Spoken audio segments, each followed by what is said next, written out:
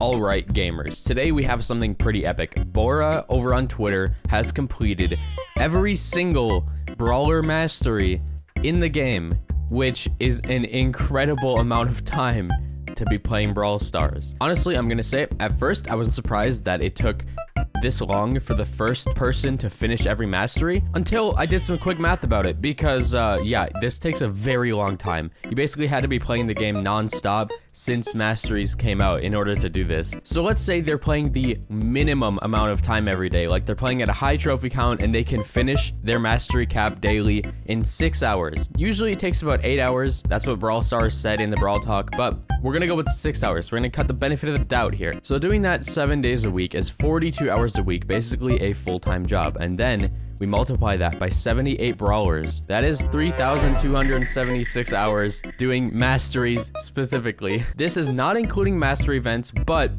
it is a time cut because I cut off 2 hours every single day. All things considered, that's a lot of Brawl Stars. This is a crazy accomplishment, and honestly, this is pretty epic. This is not something I would ever be able to do because I cannot grind games like this anymore, especially when it's a game that I'm fighting other players in. I just can't grind it. This is why I grind Terraria instead. But yeah, they have a lot of titles to use, and now they can take a break and just wait for a new brawler to come out and then push that mastery and then take another break. It is like the ultimate Brawl Stars retirement. I think this, plus reaching masters, plus doing whatever else, is the way to finish Brawl Stars. They're basically done. The only other thing they can do is actually like become a pro player and like go to world finals or something. Other than that, there's really nothing else you can accomplish. Now I want to show you guys this clutch that happened in a game. It was so pog that I wanted to post it on Twitter, even though I missed so many shots during the clip.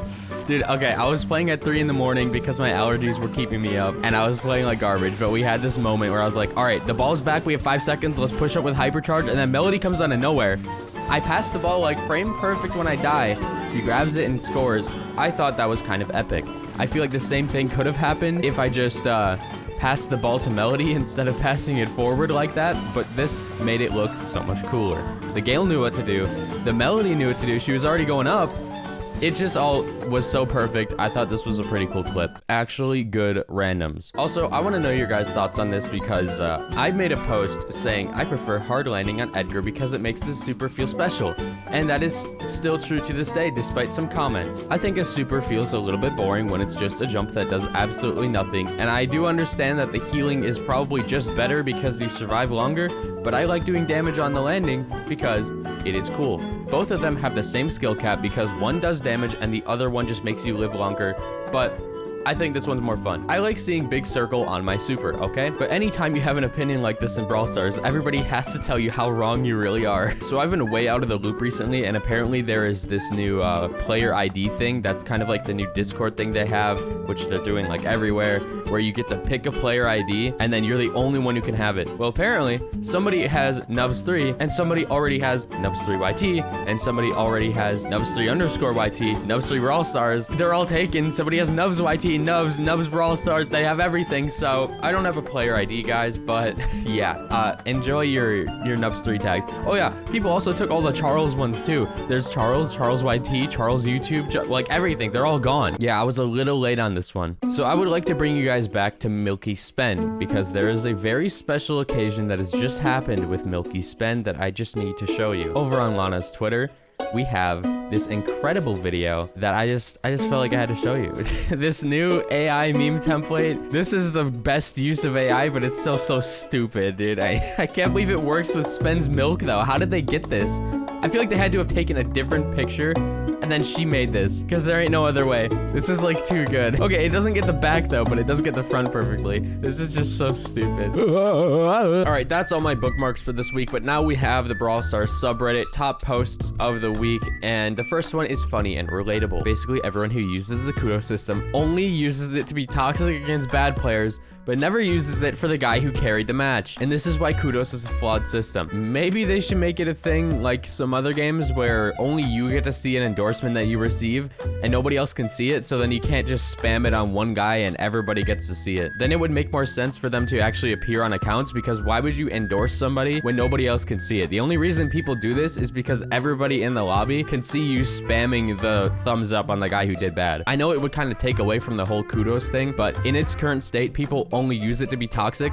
I rarely ever see people to use it to actually be supportive. A car crash got you banned from ranked. That's not good. That is just a double no-no. I hope you're okay. I hope everybody in the car is okay. I'm not sure what this timer says, but I'm guessing that's the timer, so it doesn't seem to be a permaban, which is good. But you can't really fault the game for getting you banned. Like, people probably reported you for being AFK or whatever. There's really nothing that they can do about that, because they can't just know that something really bad happened, right? Like, people leave the game for no reason, and there's no way to determine what the reason is for why you leave, so you get the same punishment. This was surprising. So Drew is now a community manager on Brawl Stars, which came out of nowhere. I know he left the Clash Royale team like a month ago-ish. I'm not exactly sure why they really swap around people for certain games. Like, now Paula is working on Squad Busters. Drew just left Clash Royale for Brawl Stars. So maybe someday Danny will leave for another Supercell game, which would be very sad because, you know, we all love Danny. I think some people were kind of scared that Drew was gonna be gone forever, but he's back. So welcome back, Drew. Maybe he just wanted to come to the better game right now. Which way did you get most of your brawlers? Either brawl boxes, star drops, or the Brawl Star Road? I mean, I guess for me it was brawl boxes. I probably got like at least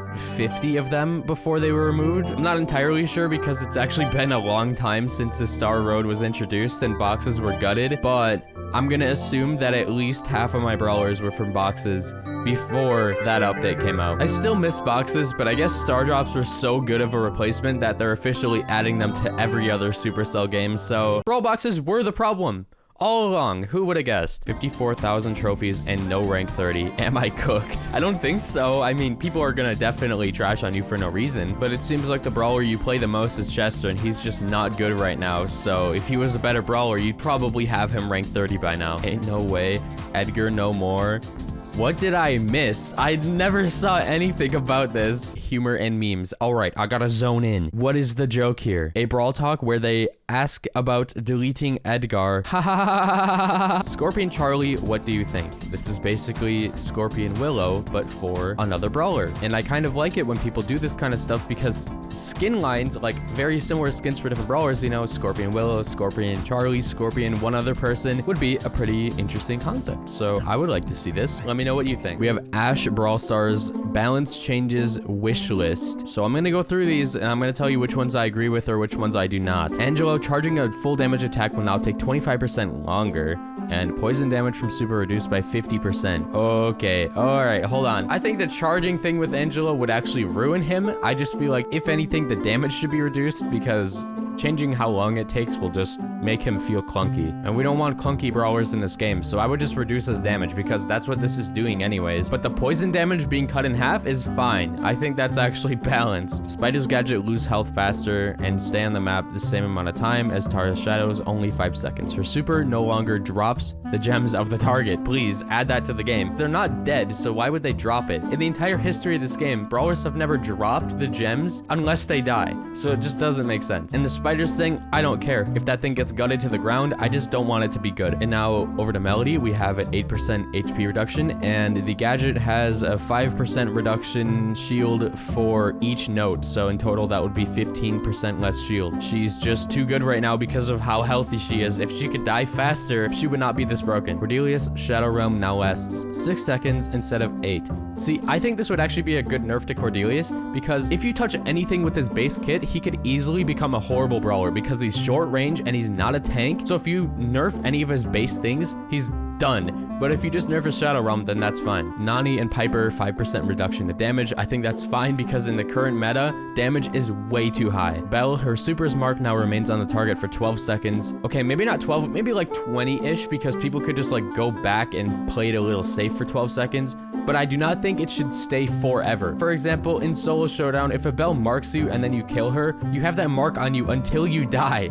And it is so annoying. Leon, hypercharge damage reduced by 10%. This one seems to be a common opinion, so I'm just gonna go ahead and agree with that one. He does too much damage. Gus, heal Bonanza star power has been changed to Speed Bonanza. Spooky now increases the speed of Gus or a teammate. I feel like we don't have enough speed supports in this game in the first place, so I think this one's good. Also, nobody ever uses the Health Bonanza for some reason. Well, probably just because his damage star power is better. Chester, his 4 bells are now part of his base kit, which is amazing. While Bella Mania star power is replaced with please no pop rocks, so no more bad luck pop rocks. Isn't pop rocks the like spike super that you just put down on your feet? So this star power would be specifically to get rid of one of his supers. I think this one's more of a joke than anything else. Hank's take cover star power, which is the shield one when you're touching a wall, is replaced with bubble regeneration, which now recovers his HP back while charging his bubble, but at a 50% lower rate. I'm gonna say it, that should just be base kit because that would make Hank a brawler who is useless until you get him maxed out. Still though, it's a good idea. He should at least get like a 75% reduced healing when he has his bubble out, not 0. That's just dumb. I feel like when he was a super broken brawler, they nerfed him in the incorrect ways, but they never reverted any of them. So there's no hope that he can ever become good unless they super over buff him, or they just kind of partially bring back one of those things that they removed. Janet vocal warm-up is now part of her base kit, which I think is the one that makes her main attack charge faster. Replacing it with tuned vocal, a fully focused attack now deals 10% more damage. I know that Janet is kind of bad right now, but I feel like doing this would make her probably too overpowered because 10% more damage is a big buff, but also it would not fix the problem with her other star power having like a 0% pick rate because of how bad it is. But alright gamers, that's gonna do it for today's Reddit video. If you enjoyed, slap like, subscribe. We're trying to hit 1 million, and I will see you later. Make sure to worship your spend today.